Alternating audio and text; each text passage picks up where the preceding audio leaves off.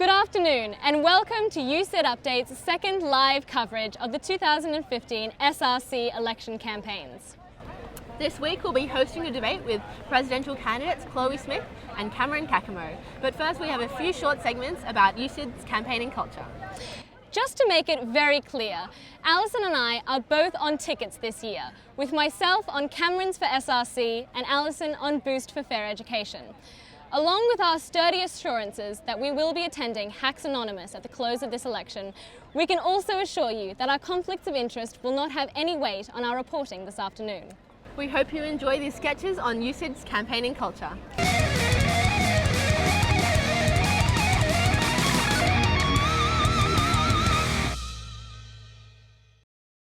Before we get to the debate, let's have a quick rundown of this year's presidential race. While there are 4 ballots in the SRC election, the far and away greatest vote is for SRC President, who earns over $33,000 per year. This year, Chloe Smith, a member of National Labour Students or Labour Left, is running for President and running on Boost Your SRC, expected to win by quite a landslide, given that her opponent is joke candidate Caccamo. Cameron previously announced that he was quitting Stupol for good, but he has indeed changed his tune. The Caccamo is backamo. Given that Chloe is running almost unopposed, she's received less scrutiny and attention than SRC candidates of years past. Having a quick glance at Boost policies, such as textbooks on HEX or a breakfast bar, they seem to be empty promises from years past. Eyebrows are also raised over how the SRC can afford to run an appliance rental scheme or frequent shuttle buses across campuses. While Chloe's policy makes important references to a safer campus with an ambitious promise of an app, it makes no mention of the importance of sexual harassment inquiry and influencing the university's policies on protecting survivors of sexual violence.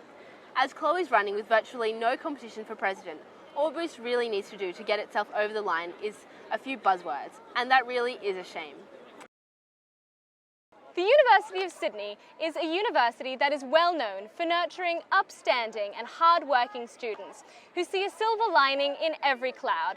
However, we do need somewhere to rant, and so many people turn to what is a Facebook page known as USyd Rants. Usually fielding complaints about the weather or data structures 1105, recently the website has been flooded with campaigning rants. The first one being, my greatest moment success of my life so far has not been graduating high school, getting into uni, no.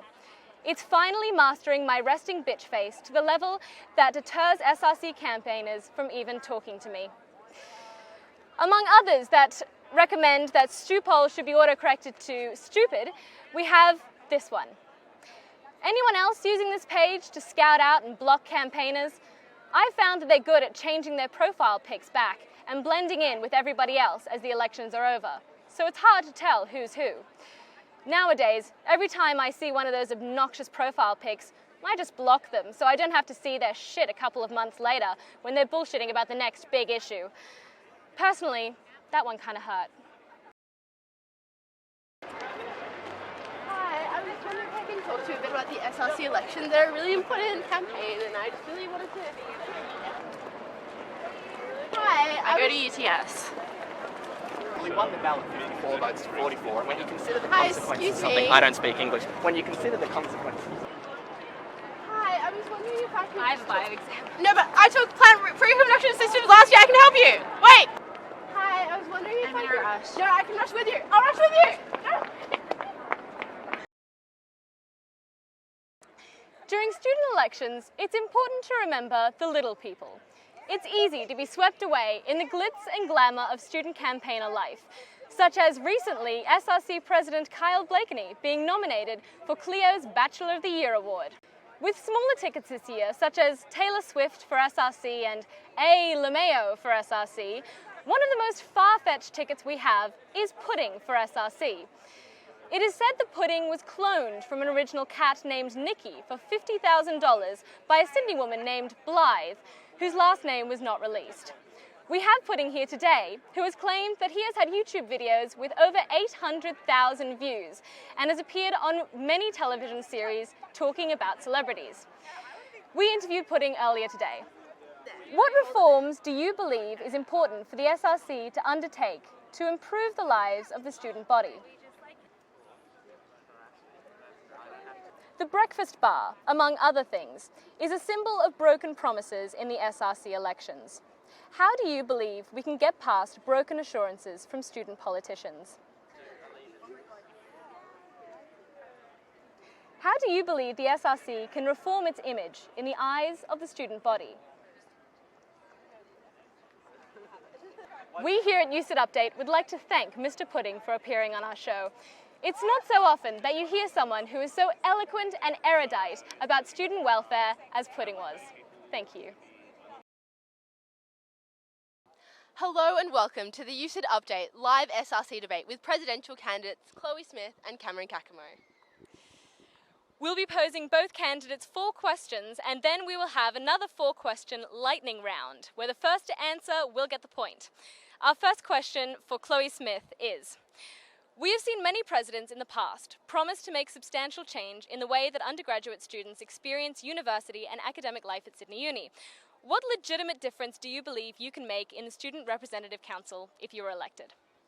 Well, I think just in terms of the President's role, I think consultation with all of your councillors and office bearers and your executive is a really key part in terms of actually achieving change. I'd also love to make the SRC more visible to students, and I'd be really interested in exploring ways to do that so that more students can get involved and actually push us to keep accountable and keep the promises that we make. Wonderful, thank you so much. We'll just get Caccamo to reply. As president, I would, as Chloe said, talk to office bearers, talk to executive members, talk to every student to try and get an understanding of what the SRC can do for them. A couple of the ideas that I've already posed in terms of getting students to know about what the SRC can do is having a student support week, usually I'd say weeks 1 to 4 of semester 1. That way there are ways that students can engage with the SRC very early, and it does mean that we don't have to have a 3-week-long election campaign at the very end of the year to try and get people to know about what the SRC does. Excellent, thank you. Thanks, Caccamo. So how do you think the fact that there is only one legitimate candidate in this debate has affected the democratic process of the election? So I nominated for this because there was only one candidate, and it wasn't because I thought Chloe was necessarily bad or anything like that. I thought it would be good for democracy. It'd be good for students to be able to say, "Hey, I've heard about this, Chloe. I've heard about Chloe running for president. Is there anyone else running? Is there anyone else I can vote for?" And I've given students that choice. I've given students that opportunity to express their democratic will. I think it's disappointing that more people didn't put up their hands. It shouldn't be up to an old 5th-year hack like me to put up my hand at the last minute. I'm disappointed that more people didn't say, "I think I can do it," but that's how democracy works, unfortunately, and now you've got 2 choices. Alrighty, and Chloe? Look, I'm a firm believer in a democratic ballot. I love having a contest of ideas and a debate, which is sort of what we're doing now. So, if someone else wants to nominate for a really important position like this and wants to put their ideas forward for students to look at and consider and vote on, then I think that's a great thing. Thanks. Definitely. So, to Chloe, first of all, how do you believe that we can reform the image of the SRC in the eyes of the student body? Because as a campaigner yourself, you know that many students are a little bit sick of hearing all about the SRC. Yeah, well, I think touching on something that both I and Cameron have already said is trying to get students to know what the SRC is and what it does before the 3-week election campaign in September of semester 2. I think that's too late. So I think having, a regular SRC stall where students can come up, running more visible campaigns, having a really visible SRC presence throughout the entire year, I think would be really good. And just trying to get more students involved, in running in elections. Don't just leave it up to the same old people every time. Get new people involved. Definitely, thank you. And something I'll add to something I said earlier, something I'd also like to see in week 1 of semester 1 is working with the university to create a video or something like that that can be played in every single lecture. That way, from day 1, this is what the SRC does and what it can do for you. And I think, working off what Chloe said, that's how you get more people involved in the SRC. They need to know about it earlier, and a compulsory video that they have to watch in first lectures, probably the best way to go about it. Thank you. And do you guys reckon that people kicking down or spilling ice cream on the Liberal A-frames constitutes as bullying? Look, there are very many ways to express a political opinion. I'd prefer it in a debate like this, in a proper way of expressing ideas. Obviously, there are people that disagree with that, and I think the regulation should have some say in what they can and can't do. And I'd hope that there were normal processes associated with that. Yeah, I agree with everything that Cameron said. It's not the way that I would choose to go around expressing if I had a different view from someone, and neither would the rest of my team. So I think the people who are really, really serious about making a difference on the SRC and engaging more students and getting more people involved are probably not the people who are kicking down A-frames. Thank you. Wonderful. Okay, we have our lightning round now. What I'm going to do after I ask the question, I'll hold the mic out there and then the loudest possible, just say whatever you can. Okay, ladies and gentlemen, question number 1. How much were the ONI editors paid this year? 4,000 each? Was it 4,000 each? I believe it went up. I think it was about 4,000 in years past, but I believe it's just gone up a little bit, so it might be a touch over 4,000. It is $4,400. Yeah. Well done to both of you. Can you guys name 2 SRC welfare officers this year?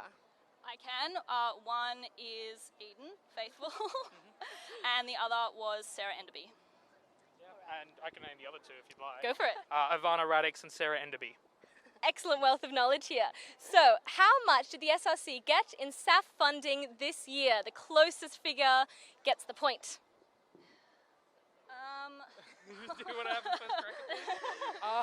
Cameron might actually know better. I think was the SRC budget this year, was it about $1.6 million? But I'm not sure of how much of that was Great SAF. answer, good on you. Yep. Yeah, I was going to say somewhere between 1.6 and 1.8. I can't remember the exact figure off the top of my head. Okay, we've got $1,651,750. So very well done to both of you. And Alrighty. How much is the SRC president paid each year?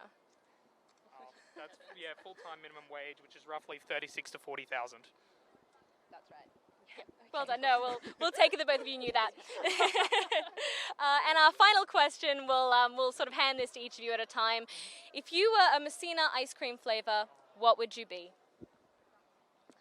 I think salted caramel.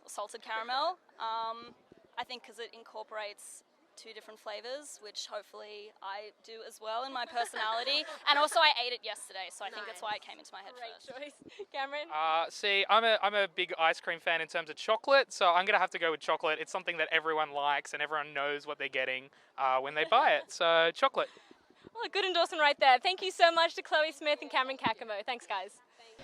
When it comes down to it, student politicians and their campaigners always do mean the best by campaigning to us. So let's make sure we make the best of our democratic processes in this election. No matter how stupid you think elections are or who actually wins, it's really important to remember that the SRC has some really great services, including autonomous collectives, free academic caseworkers if you're having an issue with the university, free legal advice if you're having an issue with the law as well.